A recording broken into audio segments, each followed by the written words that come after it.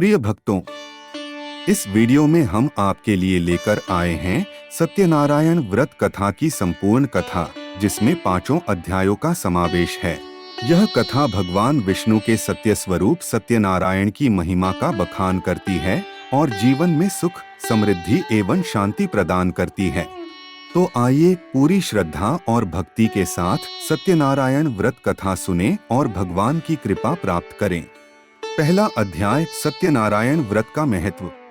नैमिषारण्य में ऋषियों का एक बड़ा समूह महर्षि सूत जी के पास पहुंचा और उनसे पूछा, ऐसा कौन सा व्रत या उपाय है जिससे मनुष्य अपने समस्त कष्टों से मुक्ति पाकर सुख, शांति और समृद्धि प्राप्त कर सकता है।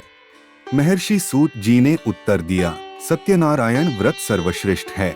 इस व्रत को करने से मनुष्य को सभी प्रकार के कष्टों से मुक्ति मिलती है और इच्छाओं की पूर्ति होती है। यह व्रत सभी युगों में पुण्यदायी है, विशेष रूप से कलयुग में।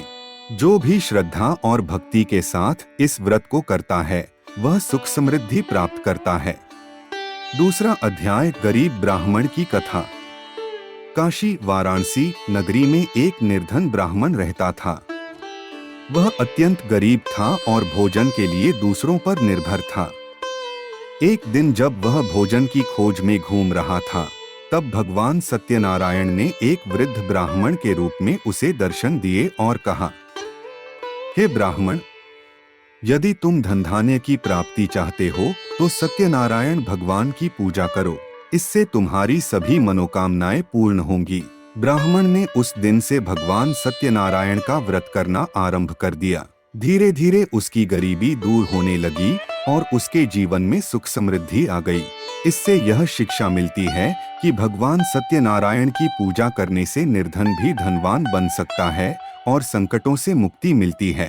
तीसरा अध्याय, राजा उल्कामुख और लकड़हारे की कथा। प्राचीन समय में एक धर्मपरायण राजा उल्कामुख अपनी प्रजा का पालन अच्छे से करता था। एक दिन वह वन में शिकार करने गया और पूजा स्थल पर कुछ ऋषियों को सत्यनारायण भगवान की पूजा करते देखा। राजा ने उनसे पूजा का महत्व पूछा और पूरी विधि समझी। राजा ने घर आकर सत्यनारायण व्रत करना शुरू कर दिया, जिससे उसके राज्य में सुख समृद्धि आ गई। लकड़हारे की कथा। एक दिन एक लकड़हारा राजा के महल में आया और राजा से सत्यनारायण व्रत की महिमा सुनी। लकड़हारा बहुत गरीब था, लेकिन उसने निश्चय किया कि वह भी यह व्रत करेगा। उस दिन उसने जंगल से लकड़ी काटकर बेची और मिले धन से भगवान सत्यनारायण का पूजन किया। धीरे धीरे वह समृद्ध हो गया और उसकी गरीबी समाप्त हो गई। इससे यह सीख मिलती है कि सत्यनारायण व्रत करने से निर्धन व्यक्ति भी समृद्धि प्राप्त कर सकता है। चौथा अध्याय, व्यापारी सूद की कथा। एक नगर में सुधर्मा नामक एक धनी व्यापारी रहता था, जिसे कोई संतान नहीं थी। वह और उसकी पत्नी बहुत दुखी रहते थे। एक दिन उन्होंने सत्यनारायण व्रत का संकल्प लिया। कुछ समय बाद उनके घर एक सुंदर पुत्र का जन्म हुआ। वर्षों बाद जब वह पुत्र युवा हुआ, तो वह अपने पिता के साथ व्यापार करने समुद्र यात्रा पर गया।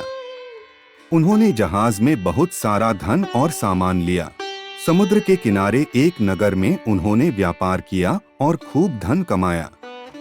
जब वे वापसी कर रहे थे, तो उन्होंने सत्यनारायण भगवान का व्रत करने का संकल्प तो लिया था, परंतु धन के अहंकार में वे इसे भूल गए।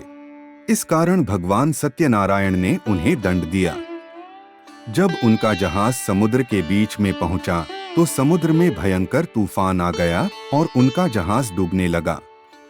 तब व्यापारी को अपनी भूल का एहसास हुआ और उसने सच्चे मन से भगवान से क्षमा मांगी। भगवान की कृपा से जहाज बच गया और वे सुरक्षित घर लौट आए। घर आकर उन्होंने विधिपूर्वक सत्यनारायण व्रत किया, जिससे उनका जीवन सुखमय बन गया। इससे यह शिक्षा मिलती है कि सत्यनारायण भगवान के व्रत को भूलना नहीं चाहिए, अन्यथा संकट आ सकता है। पांचवा अध्याय, राजा तुंगध्वज की कथा। एक समय की बात है, तुंगध्वज नामक एक राजा बहुत अहंकारी था। वह देवताओं और ब्राह्मणों का अपमान करता था और सत्यनारायण व्रत में विश्वास नहीं करता था। एक दिन वह शिकार खेलते हुए एक गांव पहुंचा, जहां लोग सत्यनारायण व्रत कर रहे थे। लेकिन राजा ने इस व्रत का अपमान किया और बिना भोजन ग्रहण किए वहां से चला गया। भगवान सत्यनारायण को उसका यह व्यवहार पसंद नहीं आया और उन्होंने उसे दंड दिया। राजा के राज्य में अकाल पड़ गया, उसके सैनिक बीमार पड़ गए और उसकी समस्त संपत्ति नष्ट हो गई। अब राजा को अपनी भूल का एहसास हुआ और उसने सच्चे मन से सत्यनारायण व्रत किया। भगवान की कृपा से उसके सभी कष्ट दूर हो गए, राज्य में पुनः समृद्धि आ गई और वह एक न्यायप्रिय राजा बन गया। इससे यह शिक्षा मिलती है कि सत्यनारायण भगवान की पूजा का अपमान नहीं करना चाहिए, अन्यथा व्यक्ति को कठिनाइयों का सामना करना पड़ता है। सत्यनारायण व्रत विधि। व्रत करने के नियम। व्रत करने वाले को प्रातः स्नान करके शुद्ध वस्त्र धारण करने चाहिए। घर के किसी स्वच्छ स्थान पर चौकी रखकर भगवान सत्यनारायण की मूर्ति या चित्र स्थापित करें। धूप, दीप, पुष्प, नैवेद्य, फल, मिष्ठान्न, पंजीरी आदि से पूजन करें। श्रद्धा और भक्ति के साथ सत्यनारायण व्रत कथा का पाठ करें। कथा के बाद आरती करें और प्रसाद वितरण करें। इस व्रत को पूर्ण श्रद्धा से करें, तभी इसका फल प्राप्त होगा। व्रत करने के लाभ।